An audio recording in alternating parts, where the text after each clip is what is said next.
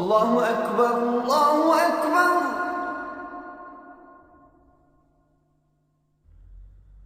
الله أكبر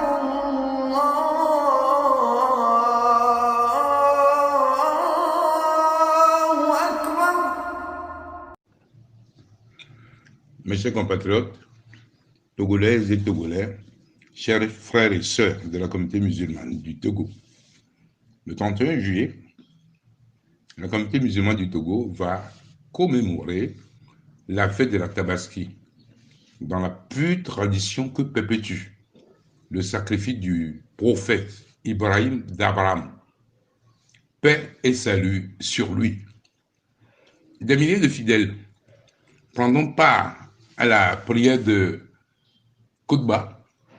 ou le sermon dans lequel sont exaltées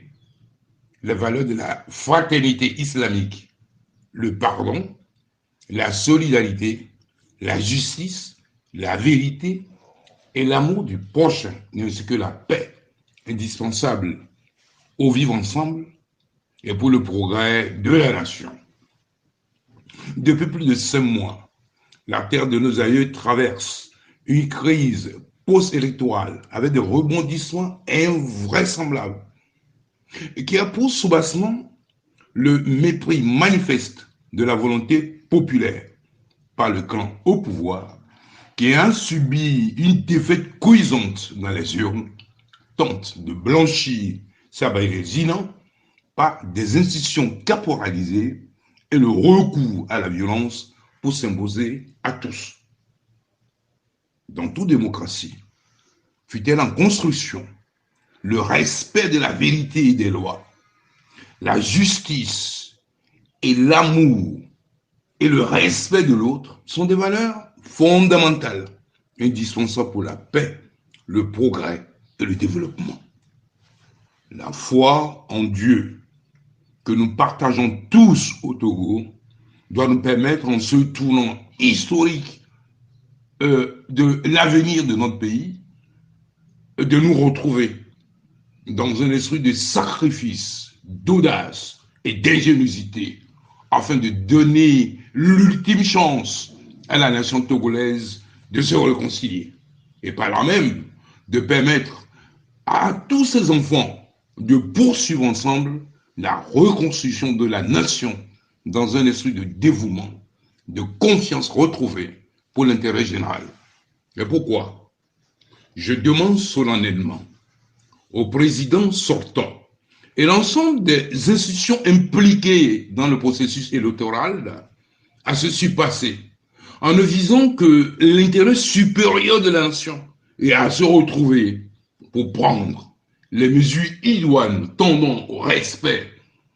de la volonté populaire exprimée dans les urnes le 22 février 2020 et à transmettre pacifiquement le pouvoir conformément au verdict des urnes. Mes chers compatriotes, je voudrais en cet instant solennel inviter tous les musulmans de notre pays